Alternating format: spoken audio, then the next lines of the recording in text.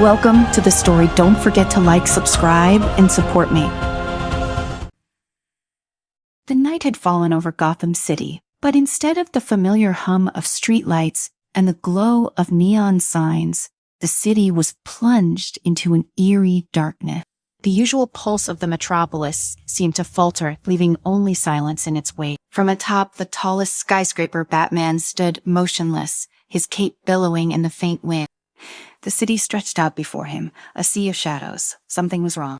Bruce Wayne had seen many things in his time as Gotham's protector, but this felt different. And wasn't she just a blackout? The entire grid had collapsed in an instant, like someone had pulled the plug on Gotham itself. His hand instinctively reached for his communicator, but it too was dead. His tech was as powerless as the city below. In that moment, Batman knew this was no accident. Descending into the depths of the Batcave, the ride was slower than usual, the emergency power systems barely functioning. When the platform finally came to a halt, the dark chamber that usually buzzed with energy and light was now nearly as black as the streets above. The large display screens were frozen, showing static, and the Bat computer itself flickered as if struggling against some invisible force. Alfred, ever composed, approached from the shadows, holding a dim lantern. "Master Wayne, it seems we've lost power throughout the estate."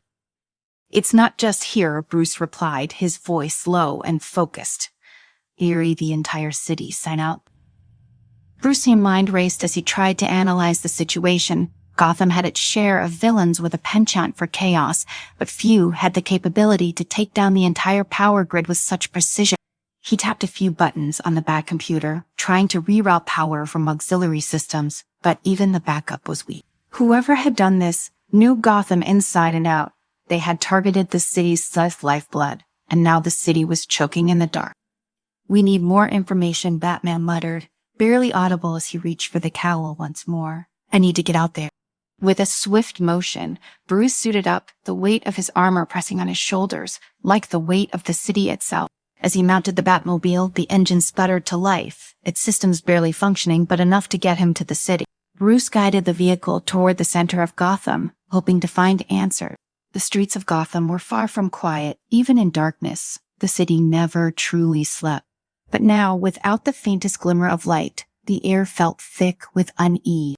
The police scanners were out, and with no power, emergency services were overwhelmed. Crime ran rampant, like predators sensing the vulnerability of their prey. Batman navigated the streets, evading small pockets of chaos and looters. Gotham had descended into a dangerous free-for-all. As he moved through the city, something caught his eye, an unusual surge of light from a distant rooftop. The energy signature was different from the usual flickers of emergency lighting. It was controlled, purposeful. Without hesitation, Batman altered his course and made his way toward it. As he approached the rooftop, a bolt of lightning cracked the sky, illuminating the figure standing there. A tall man, cloaked in dark metallic armor, stood at the edge, his hands crackling with raw electricity. This was no ordinary thug. Batman's instincts flared as he assessed the situation. He had heard rumors about a new player in town, someone calling themselves the Conductor. It seemed the rumors were true.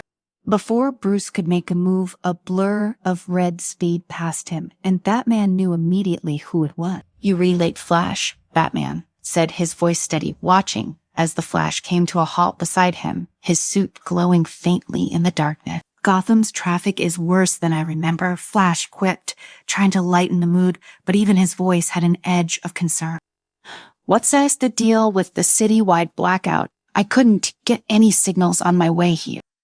"That's our target," Batman said, motioning toward the Conductor. He's taken control of Gotham's entire electrical grid. The entire city is at his mercy. Flash's eyes followed the direction Batman indicated. "Well, that's not good." With barely a nod, the two heroes launched into action. Batman flanked to the left, moving silently through the shadows, while Flash, true to his nature, sped toward the Conductor with lightning speed. But the Conductor was ready. As Flash closed in, a surge of electricity burst from the villain's hands, arching through the air like a storm given form. Flash skidded to a halt, narrowly dodging the energy blast. "I haven't been expecting you," the Conductor said, his voice cold and metallic through the speaker embedded in his helmet. His gauntlets sparked and flared as he spoke. "I control all the power here. You're nothing in this city now." Flash darted from side to side, avoiding the arcs of electricity. But with each blast, the conductor seemed to grow stronger, drawing more power from the city's grid. Meanwhile, Batman worked in the shadows, scanning for a weak point. He knew Flash, speed alone, wouldn't be enough to take this guy down. The conductor wasn't just using the grid, he was the grid. Every ounce of energy in Gotham was under his control, and that made him virtually untouchable. But Bruce had faced worse odds before. He needed to find the source. The core of the conductor sent power. Something wasn't adding up. This level of control required more than just manipulation. It required an anchor, something tying the conductor to the grid. Flash, keep him distracted. Batman said, voice crackled through the comms. Need more time. No problem, Flash replied, though the strain was evident in his voice. The conductor says attacks were relentless, forcing the speedster to push himself to the limit, just to stay ahead of the storm.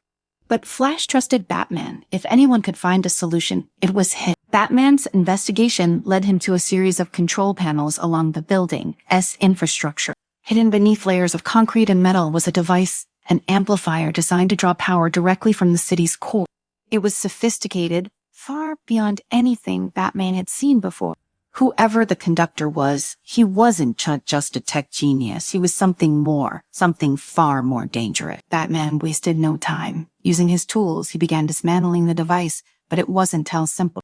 Every wire, every circuit was booby-trapped, designed to send lethal charges of electricity through anyone who tampered with it. Batman's hands worked quickly, his mind focused, even as he heard the sound of Flash fighting for his life above. Bruce Flash's voice crackled through the comm again. I don't know how much longer I can keep this up. This guy's drawing from everywhere, building streetlights, even the cars. It's like he's becoming pure energy. Just a few more seconds, Batman replied, though he wasn't sure himself if it would be enough. His fingers danced over the circuits, and finally, with one last twist of his wrist, the device powered down. Instantly, the crackling energy in the air began to fade. The conductor's send control was weakening. Now Flash, Batman commanded. With renewed vigor, Flash rushed forward, his speed now unhindered by the conductor's siling power. He delivered a flurry of strikes, each one faster than the last, until the conductor collapsed to his knees, his suit sparking and malfunctioning. The villain tried to rise, but Batman appeared from the shadows, delivering the final blow, a carefully aimed batarang that severed the last connection to his power source. As the conductor fell, his suit went dark, and Gotham's lights flickered back to life, one by one. Batman stepped back, watching as the conductor slumped to the rooftop, his body convulsing slightly as the residual electricity sparked around him. The faint glow of Gotham streetlights slowly pulsed back to life, casting long shadows across the city. For a brief moment, the two heroes stood still, breathing heavily, the weight of their victory settling in.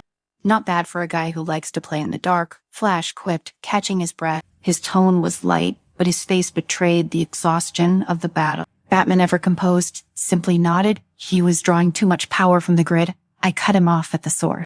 Flash walked over to the conductor's motionless form, kneeling to check if the villain was still conscious.